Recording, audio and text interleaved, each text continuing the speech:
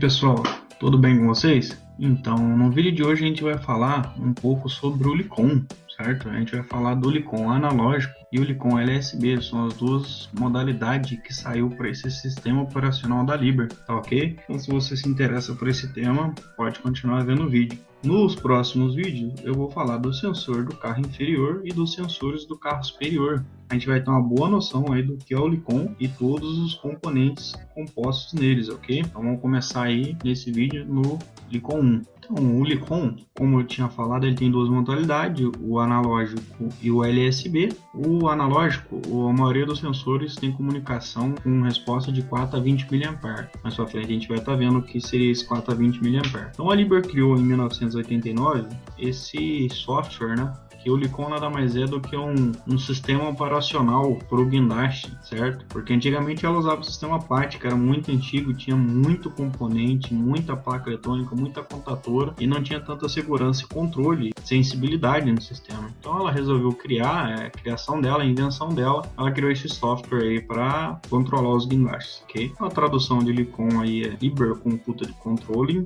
certo? A gente vai estar falando um pouco mais aí os requisitos mais importantes dessa criação aí, o Licon. Então, um dos requisitos mais importantes é a fluência nas condições do ambiente, né, que afeta a estrutura do equipamento. Então, o software hoje ele lidar melhor com sujeira, poeira, temperatura, fluência eletromagnética, eletrostática e etc, entendeu? Esse é um dos requisitos que melhorou o sistema. O segundo requisito mais importante é que diminuiu aí o volume de placa eletrônica, contatoras e fios, né, a quantidade de conector. Então reduziu muito, é um software mais automatizado, então ele tem muito menos componentes para controlar o sistema. O terceiro é que tem padrões mais elevados de segurança, então ele atende à legislação atual, um software muito melhor de lidar aí, muito mais sensível e seguro, certo? O quarto item são os custos, isso é óbvio, você diminui aí o número de hardware, de componentes, então o custo acaba sendo menor, e como melhora a tecnologia, ela tem um controle melhor do LMB, que é Load Moment Limiter, controle da trigonometria do equipamento ali.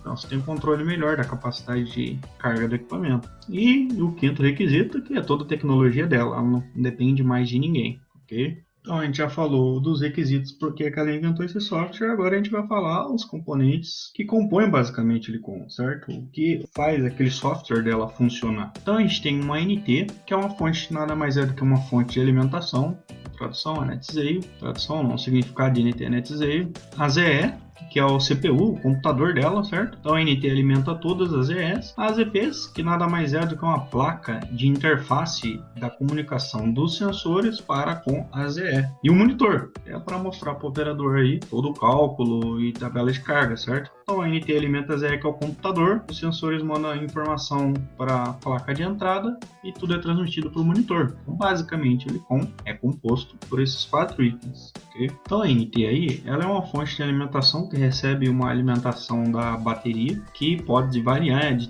16 até 36 volts, é claro que nem sempre é assim, mas quando a bateria está descarregada ela é menos que 24, e quando é comento da parte do alternador manda uma tensão entre 20, se ele estiver bom, claro, entre 27 e 28 volts. Ela isola isso e manda uma alimentação constante para a ZS, certo? A ZE ela tem uma CPU que é constituída por 2 processadores e 4 módulos complexos LCA, Logic Cell Arrays, matrizes de célula lógica, e podem executar até 8 programas simultaneamente. E aí abaixo estão os programas que ela pode executar, que é o limitador de carga, test system. O limitador de carga ela está controlando a trigonometria da máquina para ver se está tudo seguro dentro da capacidade. Test system é você poder navegar e verificar sensores, certo? Ela controla ali a imagem para o operador, autoteste, como a gente tinha falado, a gente pode testar os sensores e ele é muito rápido, então ela tem todo esse processamento em tempo real, certo? Aí a gente tem uma imagem da placa, dessa placa IP, essa placa é do Licon analógico, certo? Então tem uns resistores e jumpers aí, uma placa um pouco mais antiga, um equipamento mais antigo, então todos os componentes e sensores mandam resposta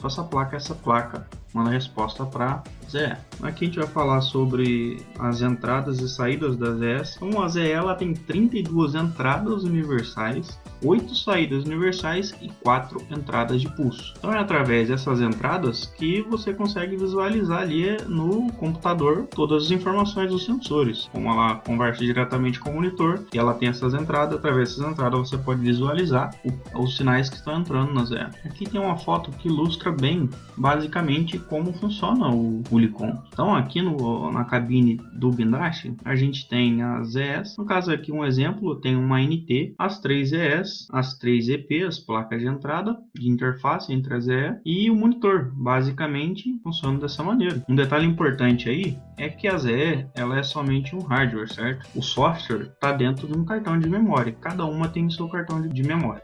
A ZE ela pode ser invertida uma com a outra, porém o software não.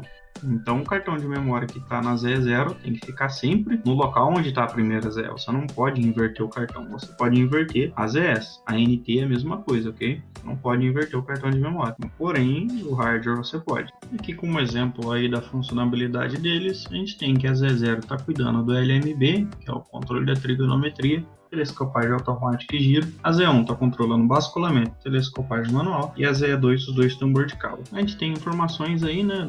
No caso agora as informações da entrada. Ela opera com tensão de operação de 18 a 36 volts, corrente constante ajustável de 0 a 3 A com 1 mA de resolução. Então ela interpreta muito bem essa corrente de entrada, taxa de verificação de 10 milissegundos, então ela tem um processamento em tempo real, onda de pulso PWM, também a prova de carga e curto-circuito. No caso da saída, a corrente e a tensão é controlada pelo sistema, ou seja, a própria ZE vai interpretar qual é a tensão e a corrente que ela tem que enviar, por exemplo, para uma solenoide. Dados da entrada de pulso.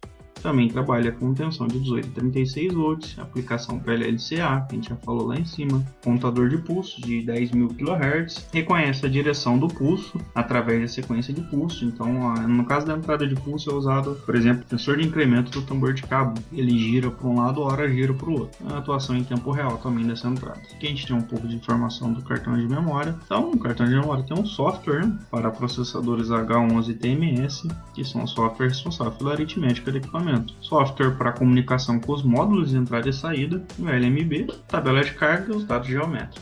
Então, todas essas informações estão dentro do cartão de memória de cada CPU ali. Então, para a gente terminar aqui, o LICOM analógico, a gente vai dar um exemplo de como funciona um dos sensores, tá? No caso aqui, a gente tem a localização dele, ele está no meio da máquina, esse é um sensor de nivelamento, ele tem sinal de resposta para o eixo X e eixo Y. Então aqui a gente vê que esse sensor recebe sinal positivo e negativo e envia com 2 fios sinal para a placa de entrada, que posteriormente a ZE faz a leitura. Então são 2 fios com 2 sinais separados. Isso é um tipo de sensor analógico. Agora a gente vai falar do LICOM LSB. A gente vai falar de CAN bus também. São esses sistemas que a gente tem dentro do equipamento. O LICOM, a gente tem também a linha CAN. CAN é o controle Area Network, área controlada de rede. E a LSB é Liber System Bus, sistema de barramento Liber. Então, o que é o LSB? É o bus. Bus vem da palavra ônibus, que é todo mundo dentro de um local só. Então, ela criou uma forma que um fio só, mais de um sensor envia resposta pelo mesmo local. Então, isso acaba diminuindo a quantidade de fios para comunicação com os sensores. E ela teve que criar uma maneira. E a gente pode usar um exemplo para essa comunicação de todos os sensores aí numa fiação só.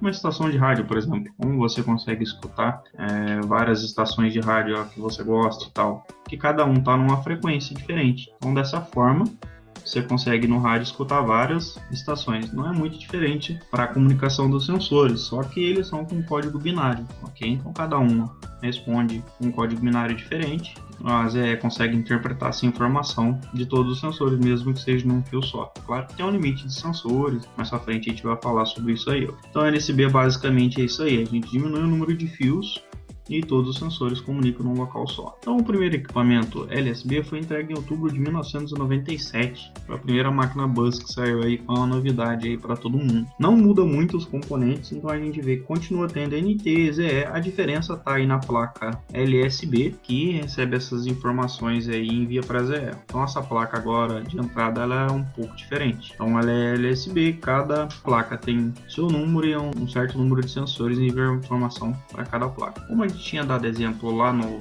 LICON analógico, agora a gente dá o mesmo exemplo aqui para o LICON LSB, que o mesmo sensor que tem que enviar a informação do eixo X e do eixo Y recebe a alimentação em terra, mas envia em um fio só essa informação, entendeu? Nesse caso aqui a gente já economizou um fio, só que se tiver muitos outros sensores, economiza muito mais fios. Aqui, por exemplo, a gente vai falar um exemplo agora de uma comunicação com vários sensores comunicando somente uma linha. Então aqui a gente tem uns sensores indutivos aí de reconhecimento da lança. Quando a gente chegar se você quiser saber mais sobre eles, a gente vai falar no curso de sensores, ok? Mas aqui a gente tem 5 sensores e uma linha só LSB comunicando com todos. Então olha quanto fio a gente economizou. Aqui só tem 3 fios, que é o positivo e o negativo. Se fosse uma linha analógica, teria que ter mais 4 fios aqui. A linha LSB ela conecta o carro inferior ao carro superior, sensores da lança, do cilindro de extensão de lança, em todo o sistema LICON. Agora a gente tem aqui a imagem da placa, a placa LSB. Então essa é a nova placa. As mais antigas são dessa maneira, ainda com resistores, e a nova não tem. Um detalhe importante é a gente identificar esses LEDs. Então a gente tem um LED positivo e o LED LSB. Então o positivo, se estiver aceso, quer dizer que tem alimentação. Se estiver apagado, está faltando alimentação. Aqui tem um esquema de falhas. Então o LED de alimentação é verde, o LED LSB é vermelho. Se ele estiver piscando rapidamente, muito rápido, na frequência quase que não dá para ver, quer dizer que está ok a comunicação LSB. Se ele estiver piscando lento, você está com falha na comunicação, e se ele estiver apagado, ele está com curto. Um outro detalhe importante aí para vocês identificar qual das linhas LSB está em curto, se você tirar aí os conectores, a linha LSB vai acender, e aí você conecta uma a uma. Aqui apagar, por exemplo, você conectou esse, não apagou, você conectou esse, ela apagou, é bem provável que essa linha LSB esteja em curto. E aí você verifica se é fiação ou sensor. Então a gente falou sobre o bus. Basicamente a diferença aí do LICON LSB é que os sensores comunicam num fio só. Depois a gente fala dos sensores no curso de sensores, ok? Então a gente vai falar um pouco agora sobre a linha CAN, aquele par trançado de fio azul e vermelho que tem no equipamento. Então por que tem a linha CAN aí?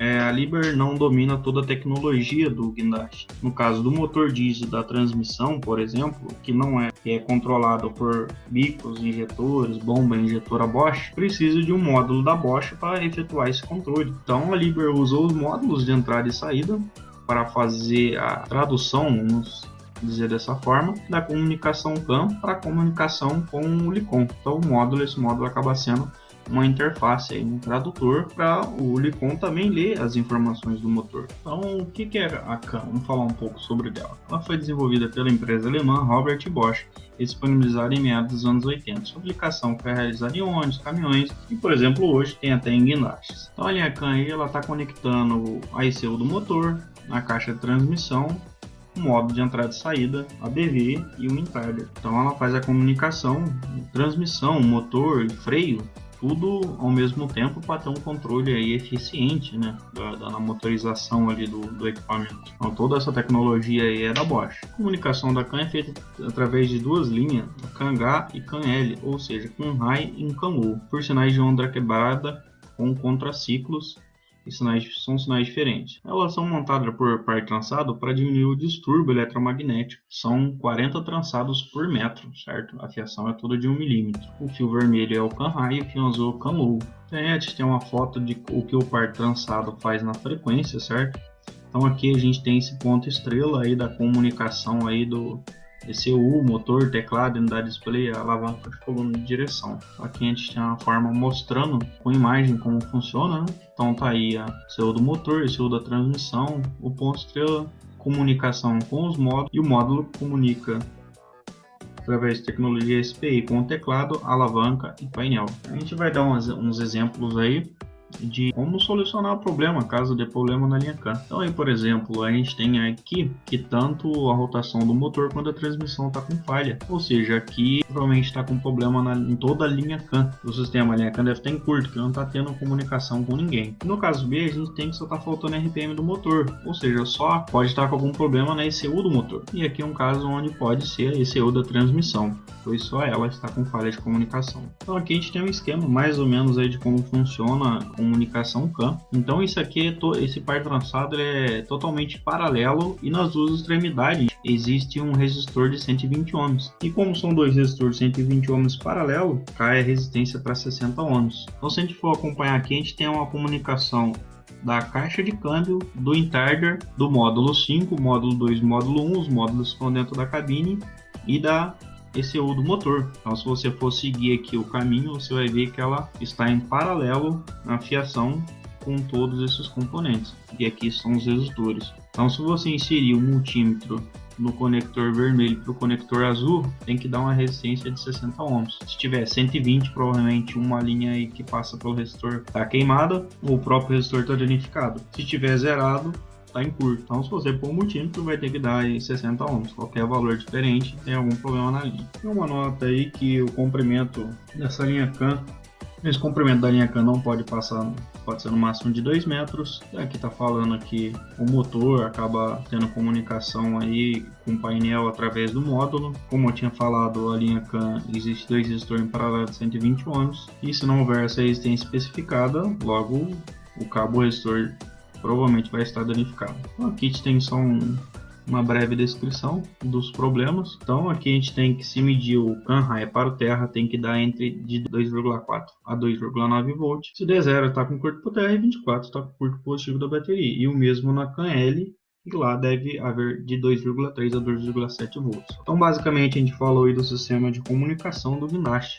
A gente falou do Ulicom analógico, o Ulicom LSB e a linha CAN. E no próximo curso a gente vai falar dos sensores que tem no carro inferior e os sensores que tem no carro superior, e vai dar uma noção bacana aí de como o Gnast funciona com esse sistema operacional. Então se você gostou do vídeo, deixa o seu curtir e assista ao próximo vídeo.